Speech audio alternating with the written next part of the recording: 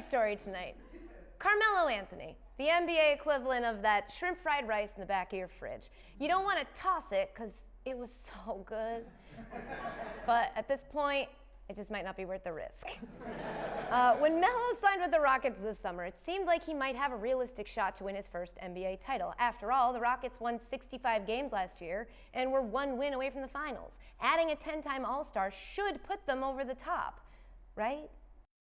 Melo has played his last game in Houston. The organization is parting ways with him. They will let him stay on the roster for now. His agent is out trying to canvass the league, get a sense of where his next stop could be. The general manager, Daryl Morey, went to him and told him that his minutes will be modified, that Coach Mike D'Antoni didn't feel like he fit into the rotation now and or in the near future. When he got that information, that's when they both decided it was best for them to part ways. So he can stay, but it would be super weird. like when you break up with somebody that you live with and then start dating Gary Clark before they move out. It's just pretty awkward. The easy assessment here, no, sure, Carmelo wasn't the only thing wrong with the Rockets at the start of the season, right? Chris Paul was suspended for 2 games, James Harden was injured, Trevor Ariza wasn't there to play all of the defense, but still, Carmelo wasn't good.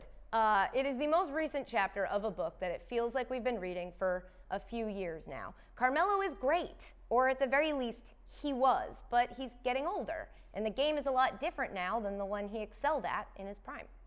Carmelo's physical tools are not only in decline, but he also has to think the game more now. It's not the same kind of muscle memory he had when he was isolated on offense somewhere and he just had to put a move on a guy and score.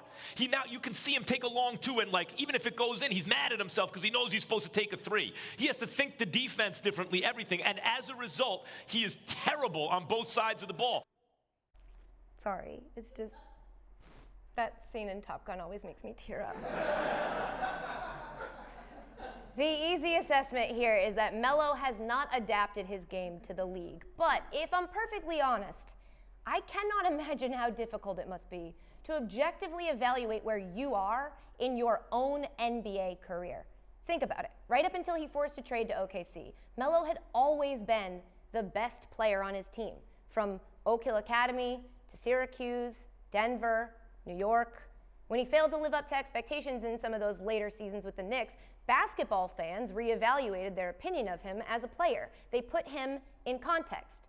But putting yourself in context, God bless you, is very hard. We know that. There's an entire industry built on our inability to let go of how good we think we are at sports.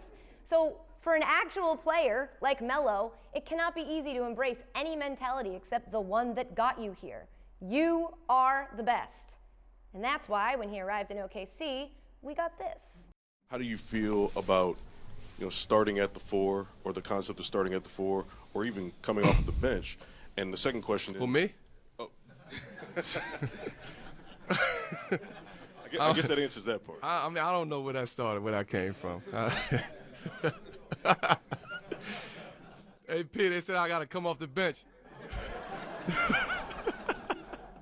We don't have a camera on P there, but if we did, I assume we would have seen him take out his phone, pretend he was getting an important phone call, and then sneak out an emergency exit in the back. A lot of people would argue if he cannot adapt, he should just retire. And while, yeah, they're probably right, I just want to take a minute to acknowledge how impossible that has to be.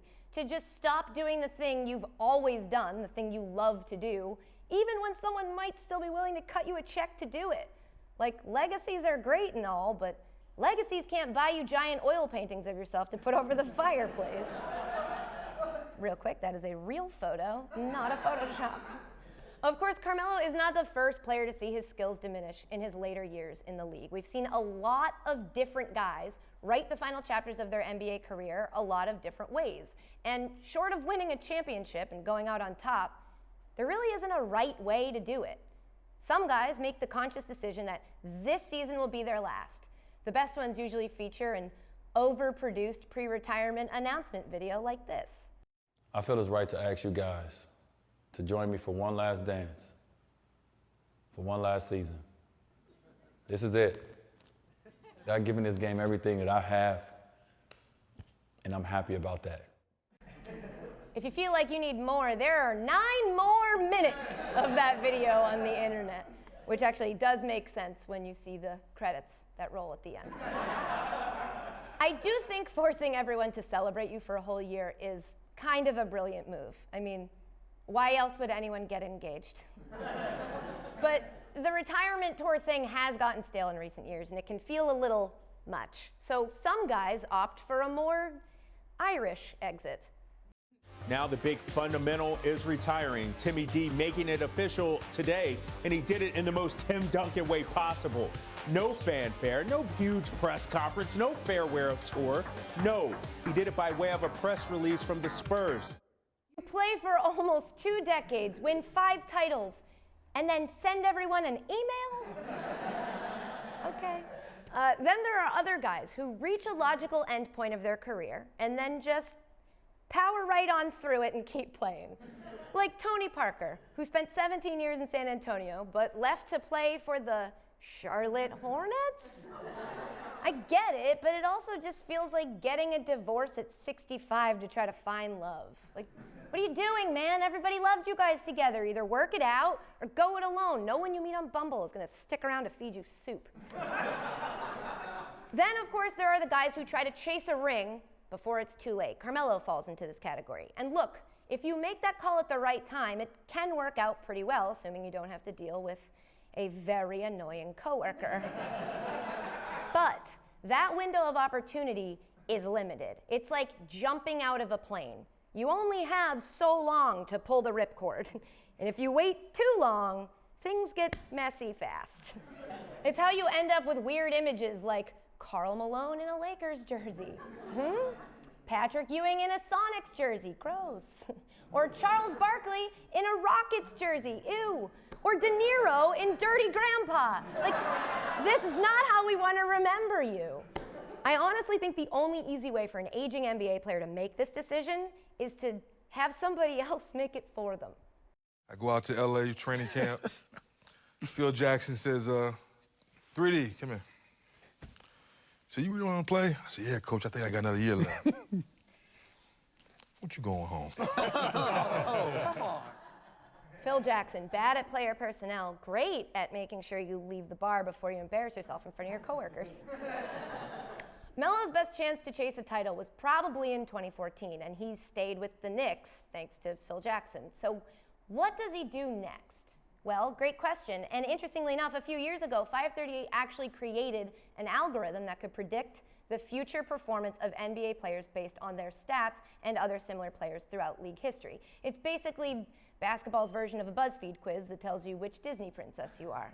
You may go into it thinking you're a Belle, but the numbers here say you're a Stitch. It's not even a princess, so figure it out. The system was inspired by a 2014 article Nate Silver wrote about whether or not the Knicks should, oh, look, keep Carmelo Anthony. So they called it the Carmelo system, naturally. And if you looked at Carmelo's Carmelo projection for this year, it's not great. He was projected to be as good as 1 bench player for Atlanta and 2 former NBA players. It's never a good feeling when you go in for your employee review and your boss compares you to a bunch of people who just got fired.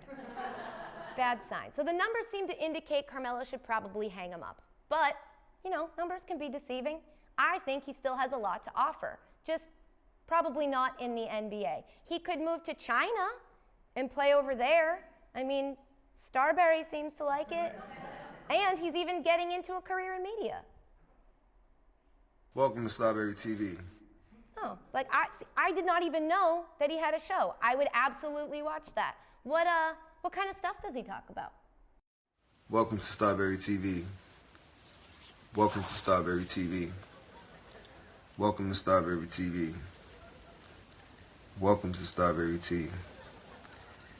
Welcome to Starberry TV. Welcome to Starberry TV. Welcome to Starberry TV. Okay. Feels a little bit redundant, but Entourage had 8 seasons and a movie, so keep at it. But to be honest, Melo, every potential basketball landing spot is going to have caveats. You have to come off the bench, you have to play defense, you got to do a ton of laundry to clean all those leg layers that you wear. You don't need that anymore. I know of one team that would immediately improve the second you walk in the door. They're young, they're gunning for the top spot, and they're right here in the city you call home.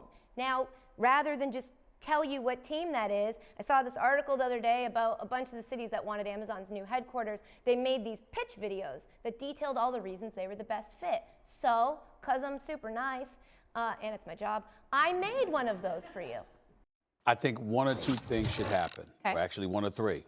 He should end up with the Lakers, he should end up with the Miami Heat, or he should retire. Go out now before you keep going from team to team and people start remembering you like this rather than the great player you were. I honestly think Melo should retire. Retire? Carmelo, you're 34. That's only old in basketball. Wouldn't it be great if you could go back to being a rookie? What if I told you there's a place where you can? ESPN, the worldwide leader. Come work with us. Don't want to live in Bristol? No, nobody does. That's why you should join the team at Always Late with Katie Nolan. Me. We're based right here out of the greatest city in the world.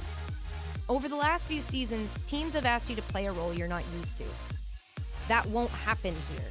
We understand your skill set. We'll never ask you to wear different hats, unless you want to wear different hats. Everyone who works here loves it. Our workday doesn't start until 11 a.m. Work doesn't start until 11. Someone already said that. Say something else. Coffee machine's pretty good. Man, at least I ain't gotta work for James Dolan. As a player, you were a volume shooter. People acted like that was a bad thing. But here, that's a valuable skill. Writing jokes is all about shooting as many shots as you can and hoping a few are good. And if they aren't, you gotta come back to work the next day and shoot again. If your career numbers are any indication, you'll be head writer in no time. Combining sports and comedy is hard, but you've done it surprisingly well. Hey, man. Leaving the NBA at 34 and transitioning to a successful career at ESPN may sound daunting, but it's been done before. Melo, come work at ESPN. It's the life. You don't have to worry about training every day. You don't have to worry about people questioning if you're a leader. You don't have to worry about people saying whether you have a championship or not. You don't have to show up at meetings. You don't have to return emails. And you get a chance to dress clean and go on television and talk about sports. And get paid. Carmelo, the answer is clear. Come join a winning team. Because when it comes to your retirement, it's not too late, it's always late. Not bad, huh? I didn't approve of that last part, but I get it. If it gets him to come here, that's fine. I know it seems like a joke, but I'm serious. We drew up a contract for Carmelo to work here. It's legally sound. We paid a guy that insisted he was a lawyer. He said it was legit. So we are going to send this contract to your agent. The start date here is January 2nd. So go ahead, take your time, think it over, show it to the family, and then in a couple weeks, we'll give you a ring. A phone call. We'll call you. We'll call you. Don't call us. For more, sign up now for ESPN Plus.